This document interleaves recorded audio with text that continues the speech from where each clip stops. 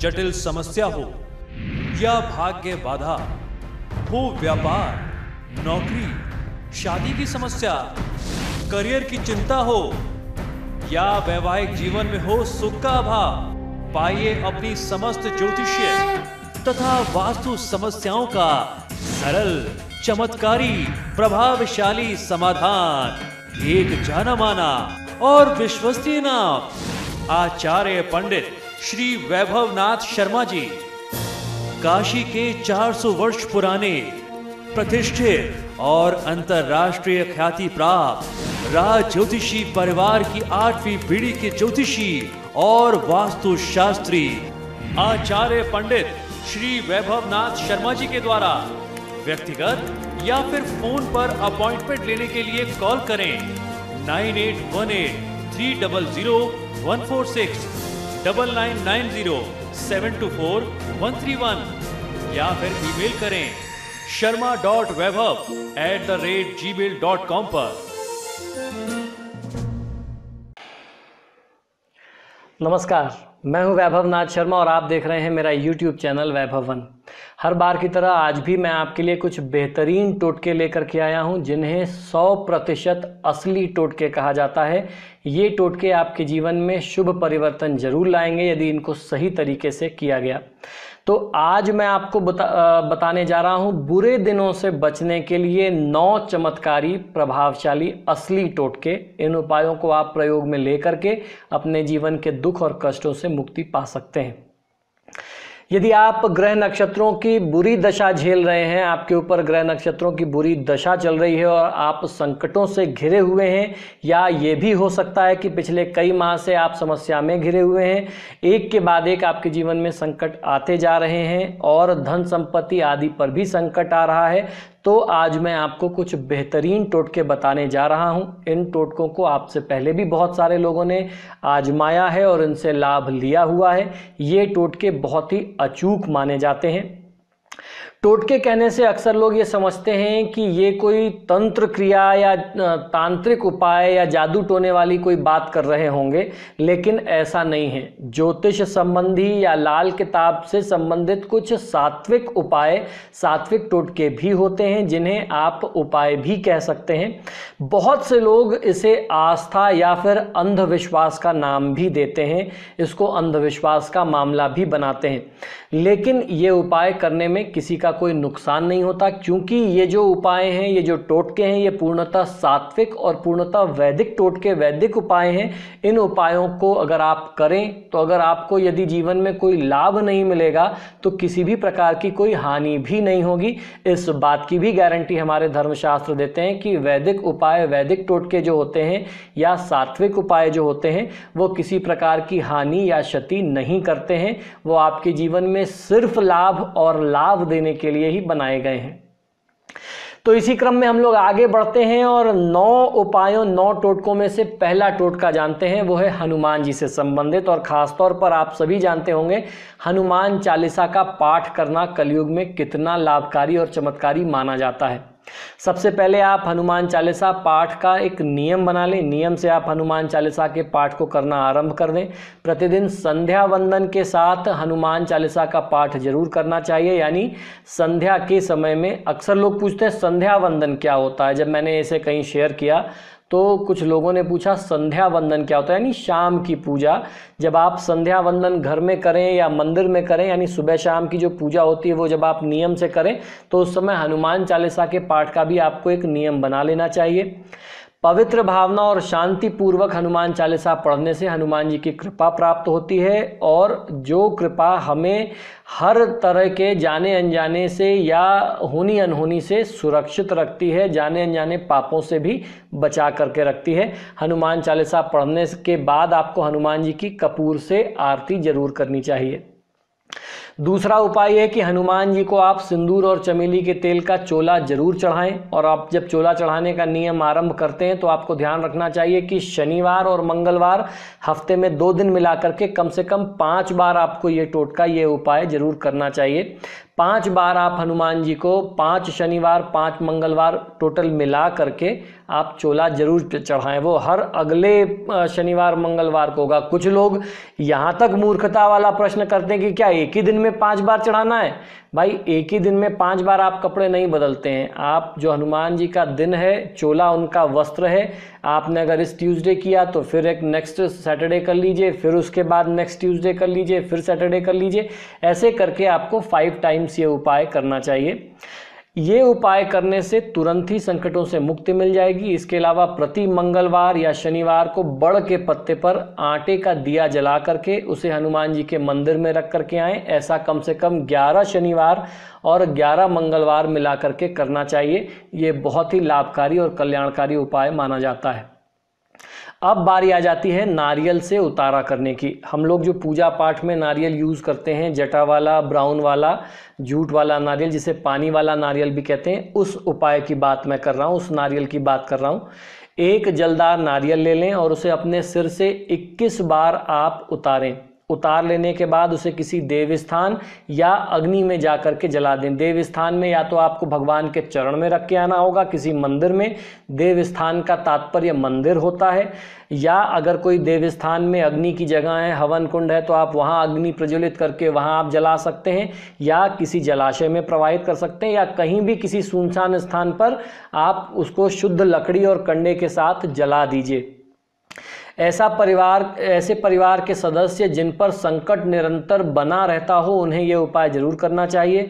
इस उपाय को किसी मंगलवार या शनिवार को करना चाहिए। 5 शनिवार को यदि आप निरंतर ऐसा करते हैं तो आपके जीवन में आए हुए अचानक जो कष्ट होते हैं उनसे आपको मुक्ति मिल जाती है। यदि किसी सदस्य का स्वास्थ्य बहुत ज़्यादा प्रभावित रहता है तो उसके लिए उपाय बहुत ही लाभकारी और बहुत ही कारगर माना जाता है। अगला उपाय यह है कि गाय, कुत्ते, चींटी और पक्षियों को भोजन कराना चाहिए। जी हाँ, वृक्ष के नीचे जो भी चींटियों की जगह होती है, जहाँ आपने देखा होगा अक्सर पेड़ के नीचे कच्ची मिट्टी में चींटियाँ अपनी बामी बना लेती हैं, अपना घर बना लेती हैं। तो आटे में शक्कर मिला करके चींटी, पक्षी, गाय, कुत्ता, कौवा और अशक्त प्राणियों को, अशक्त मानवों आदि प्राणियों को अन्न और जल की व्यवस्था करना चाहिए, जिससे उनकी दुआ हमें प्राप्त होती है। इस क्रम में वृक्ष और पेड़ पौधे, वनस्पति भी आते हैं। वनस्पतियों की भी सेवा आपको निरंतर करते रहना चाहिए। इसे वेदों में पंचयज्ञ में से एक वैश्वदेव यज्ञ कर्म माना गया है। ये सबसे बड़ा पुण्य माना जाता है। असहायों, अशक्तों की सहायता और मदद करना, उनको अन्न, जल, वस्त्र उपलब्ध कराना।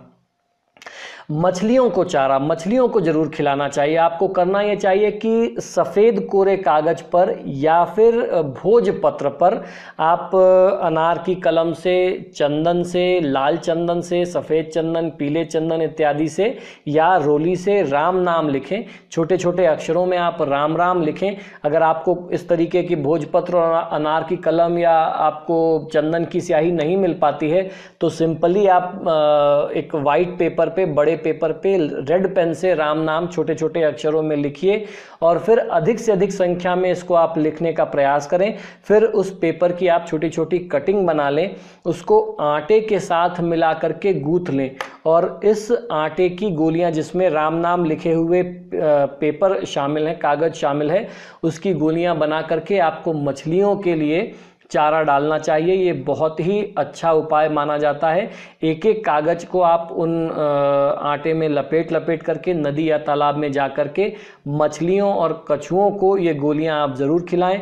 कछुओं और मछलियों को नित्य आटे की गोलियां खिलाने से और इसके अलावा चींटियों को भुने हुए आटे में बूरा मिला करके पंजीरी बना करके डालने से आपको बहुत अच्छा फ़ायदा मिलता है।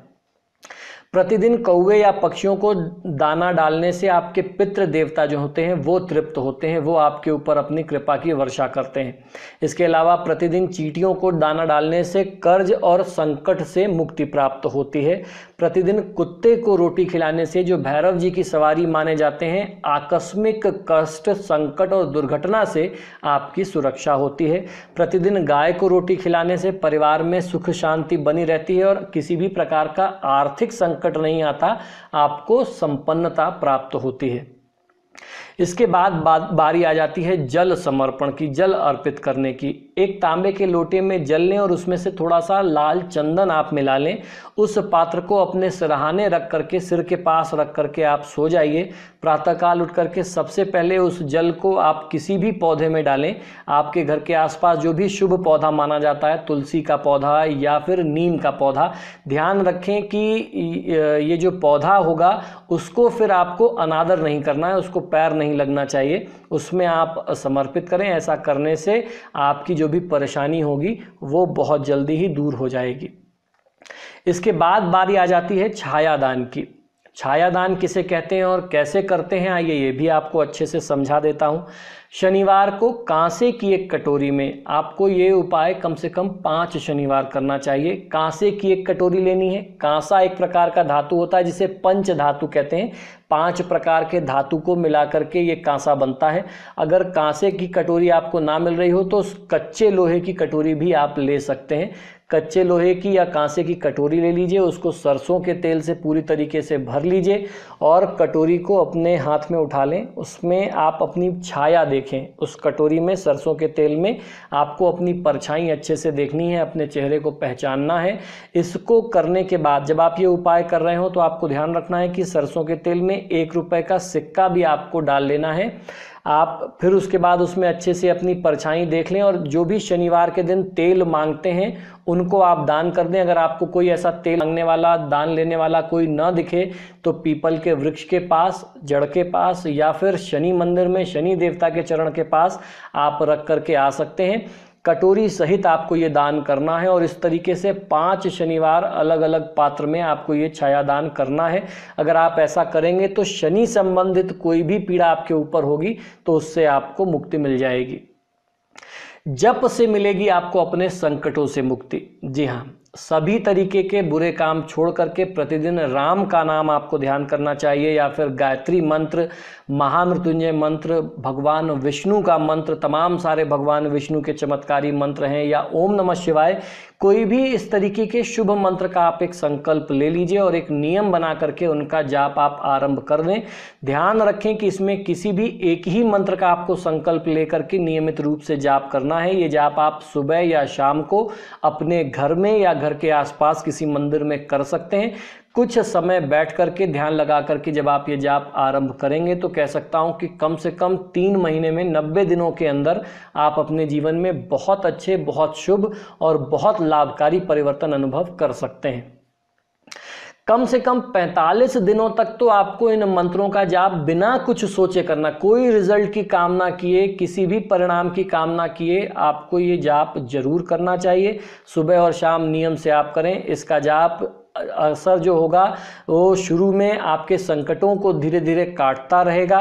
उक्त जाप के दौरान आपको ध्यान रखना है, जब आपकी ये साधना चल रही हो, आपका एक क्रम बन गया हो, नियम बन गया हो, तो आप झूठ ना बोलें, किसी के साथ मक्कारी ना करें, बेईमानी ना करें, तामसिक भोजन यानी मांस मदिरा इत्यादि से भी आप दूर रहें। इस तरीके के कामों से, पर स्त्री स्पर्श, पर स्त्री गमन, स्त्री प्रसंग, दूसरों की महिलाओं के साथ इस तरीके का कोई भी कृत्य कुकर्म करने से आपको बचना चाहिए। किसी भी प्रकार का नशा इत्यादि अगर आप करते हैं तो उससे आपको बचना चाहिए। अन्यथा इस प्रकार के मंत्रों का प्रयोग करते हुए अगर आप ऐसे काम करेंगे तो आपको बहुत बुरे परिणाम भी जीवन में झेलने पड़ सकते हैं। राम का नाम तो आप दिन भर जप सकते हैं। कलयुग में राम के नाम से बड़ा कोई आधार दूसरा नहीं है, दूसरा कोई उपाय इससे बड़ा नहीं माना जाता। इसके बाद गुड़ और घी का धोग लगाना, यह भी एक बहुत माना हुआ उपाय है। हिंदू धर्म में धूप देने और दीप जलाने का बड़ा ही महात्म बताया गया है।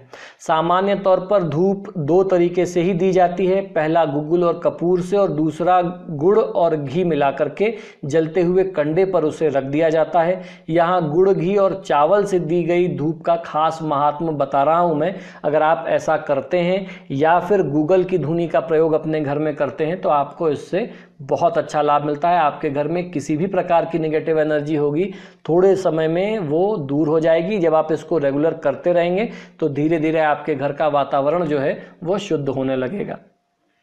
गुड़ और घी की धूप प्रतिदिन प्रति एकादशी को, त्रयोदशी को, चतुर्दशी को और अमावस्या और पूर्णिमा के अलावा ग्रहण पर जरूर देना चाहिए। यानी महीने के कुछ विशेष दिन होते हैं, एकादशी जिसे 11 कहते हैं, त्रयोदशी जिसे 13 कहते हैं, चतुर्दशी जिसे 14 कहा जाता है, अमावस्या जिसे अमावस भी कहते हैं, काली रात जिसे कहते हैं, पूर्णिमा यानी पूनम की रात के अलावा इन की तिथियों में आपको ये ग्रहण के तिथि में आपको ये उपाय जरूर करना चाहिए। गुड़ और घी की धूप जो है देवी देवताओं के निमित्त आपको जरूर करनी चाहिए। किसी पूर्वज या अन्य के निमित्त आपको इसको नहीं करना चाहिए, ये सिर्फ देवी देवताओं के निमित्त ही करना चाहिए।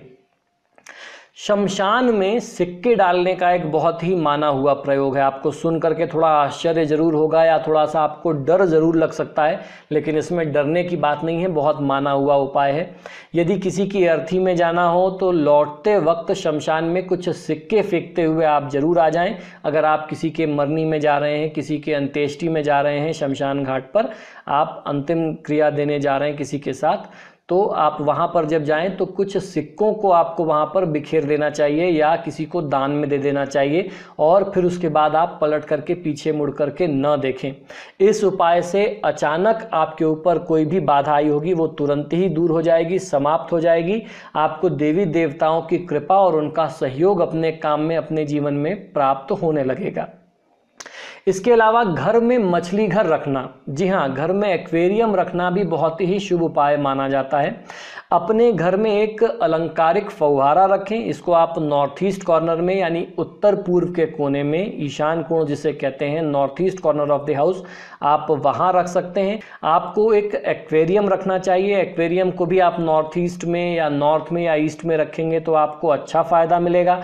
और आपको ध्यान ये रखना है कि इसमें जो मछलियों का जो रेशियो होता है वो होता है 8 सुनहरी मछली और 1 जो है काली मछली, यानी 8:1 का रेशियो आपको, 9 मछलियों का रेशियो आपको मेंटेन करना होता है। 8 गोल्डन फिशेस हों और 1 ब्लैक फिश उसमें हो, इस रेशियो को आप मेंटेन करके रखें।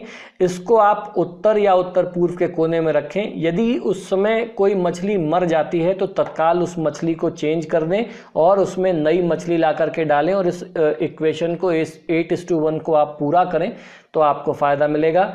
मछलियों को घर में रख करके उनको फीड करते रहने से, उनको चारा खिलाते रहने से आपके ऊपर और आपके परिवार के ऊपर आने वाले दुख और संकट को, ऐसा कहते हैं बड़े बुजुर्ग, कि मछलियां अपने ऊपर ले लेती हैं। तो ये उपाय आपके लिए बहुत अच्छा रहेगा। अगर इन उपायों को आप आजमाते हैं तो आपको लाभ जरूर मिलेगा। इसी शुभकामना के साथ कि आपको मेरे ये उपाय, मेरे ये टोटके पसंद आ रहे होंगे। अगर आपको ये एपिसोड अच्छा लगा तो इसे आप शेयर करें और लाइक करें। अगर अभी तक आपने मेरा YouTube चैनल सब्सक्राइब नहीं किया है तो आप जहां देख रहे हैं वहीं नीचे सब्सक्राइब बटन है, सब्सक्राइब करिए और मेरे साथ जुड़े रहिए। नमस्कार। जटिल समस्या हो या भाग्य बाधा हो, व्यापार, नौकरी, शादी की समस्या, करियर की चिंता हो या वैवाहिक जीवन में हो सुख का अभाव, पाइए अपनी समस्त ज्योतिषीय तथा वास्तु समस्याओं का सरल, चमत्कारी, प्रभावशाली समाधान। एक जाना माना और विश्वसनीय नाम, आचार्य पंडित श्री वैभवनाथ शर्मा जी, काशी के 400 वर्ष पुराने प्रतिष्ठित और अंतरराष्ट्रीय ख्याति प्राप्त राज ज्योतिषी परिवार की 8वीं पीढ़ी के ज्योतिषी और वास्तु शास्त्री आचार्य पंडित श्री वैभवनाथ शर्मा जी के द्वारा व्यक्तिगत या फिर फोन पर अपॉइंटमेंट लेने के लिए कॉल करें 9818300146, 9990724131 या फिर ईमेल करें sharma.vaibhav@gmail.com पर।